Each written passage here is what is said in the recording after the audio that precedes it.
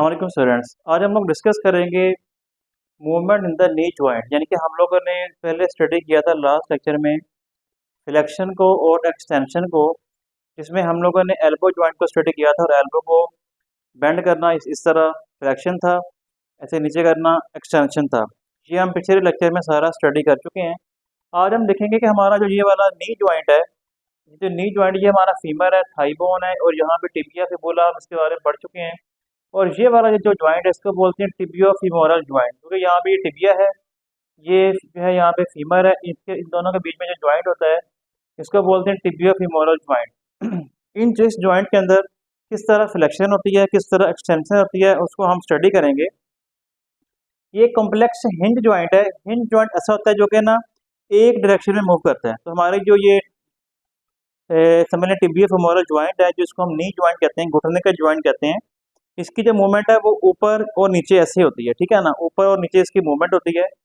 तो इसमें जो है ना हमारा फर्स्ट ऑफ ऑल जो फ्लेक्शन है, फ्लेक्शन कैसी होती है, फ्लेक्सर मसल ये फ्लेक्शन करवाएगा। यानी कि अगर हम अपनी जो नी है, जो हमारी टांग है, उसको अगर हम ऐसे बेंड कर लें, टांग को बेंड करेंगे, तो बेंड करना टांग का, लेग का, उसको हम कहते हैं फ्लेक्शन।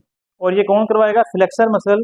फ्लेक्सर मसल कौन सा है, जो कॉन्ट्रैक्ट, जब हम टांग बेंड करेंगे ना, तो जो मसल कॉन्ट्रैक्ट होगा वो फ्लेक्सर मसल कहलाएगा। और वो कौन सा मसल होगा, हमारी जो ये वाली टिबिया है, फीमर है, ये वाली फीमर की बैक साइड पे जो मसल होता है, ये वाले जो थाई के बैक साइड का मसल होता है, जिसको हम कहते हैं हैमस्ट्रिंग मसल। ये मसल कॉन्ट्रैक्ट होगा जब हम अपनी टांग को बेंड करेंगे। और इस मसल का नाम क्या है, बाइसेप फीमोरस इसका नाम है। और जब ये मसल कॉन्ट्रैक्ट होगा, हैमस्ट्रिंग मसल कॉन्ट्रैक्ट होगा, जो कि हमारी थाई की बैक साइड वाला मसल है, उस टाइम जो फ्रंट वाला मसल होगा वो क्या हो रहा होगा, वो रिलैक्स हो रहा होगा। और इस चीज़ को हमने नाम दिया था एंटागोनिज्म का।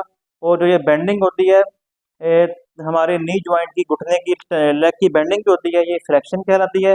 फ्लेक्सर मसल इस केस में हैमस्ट्रिंग मसल होगा, जो कि थाई की बैक साइड पे बड़ा मसल होता है। नाम उसका है बाइसेप फीमोरस। अच्छा, ये बात समझने वाली है कि निकलता कहाँ से है, कहाँ से कहाँ पे ये लगा हुआ है। बाइसेप फीमोरस, इसके दो ओरिजिन है, मतलब दो जगह से ये निकलता है। एक आपके पास पेल्विक गर्डल, ये पेल्विक गर्डल है, पेल्विक गर्डल से भी ये निकलता है। और टॉप ऑफ फीमर, जो फीमर का टॉप है, यहाँ से भी ये निकलता है।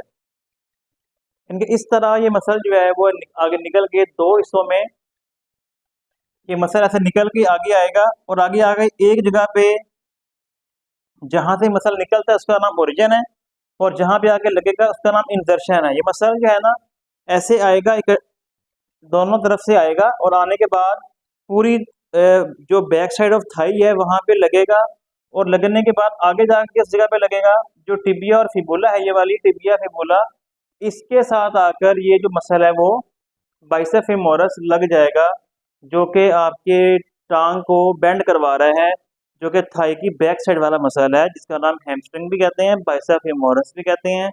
और चूंकि फ्लेक्शन करवा रहा है तो फ्लेक्सर मसल भी इसको कहते हैं।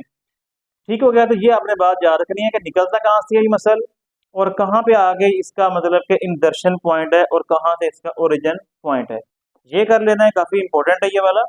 फिर एक्सटेंशन मसल है। अगर हम अपनी टांग को सीधा कर लें, स्ट्रेट कर लें, तो उसको बोलते हैं एक्सटेंशन। एक्सटेंशन के केस में क्या होगा, जो हमारा एक्सटेंसर मसल है, जो हमारी फ्रंट थाई की ऊपर वाला मसल होता है, इसको हम कहते हैं एक्सटेंसर मसल। ये एक्सटेंशन ये करवाएगा एक्सटेंशन। ठीक हो गया। और ये फ्रंट ऑफ फीमर हमारी थाई के ऊपर लगा होता है। अच्छा, क्वाड्रिसेप फीमोरस, जो हमारा ये है ना फ्रंट वाला थाई के ऊपर वाला मसल है, इसको बोलते हैं क्वाड्रिसेप फीमोरस। ये चार मसल होते हैं असल में, तो नाम बन गया क्वाड्रिसेप। ये मसल कहाँ से निकलते हैं और कहाँ पे लगते हैं, इलियम और फीमर। ये यहाँ पे एक पॉइंट होता है, इसको बोलते हैं इलियम, हड्डी का नाम है, बोन का, इलियम से और फीमर से निकलते हैं।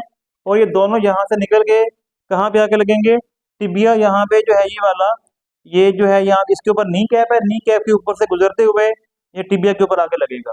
तो ये आपने पॉइंट लाजमी याद रखने हैं कि जो ये मसल एक्सटेंशन करवा रहे हैं, जो कि हमारा फ्रंट वाला थाई का मसल करवाता है एक्सटेंशन, जिसमें हमारी टांग सीधी हो जाती है। बेंड करेंगे तो फ्लेक्शन, टांग को स्ट्रेट करेंगे तो एक्सटेंशन। तो ये आपने याद रखना है कौन सा मसल कहाँ पे कौन सा मसल फ्लेक्शन करवा रहा है और उसका क्या नाम है, कौन सा मसल एक्सटेंशन करवा रहा है उसका क्या नाम है।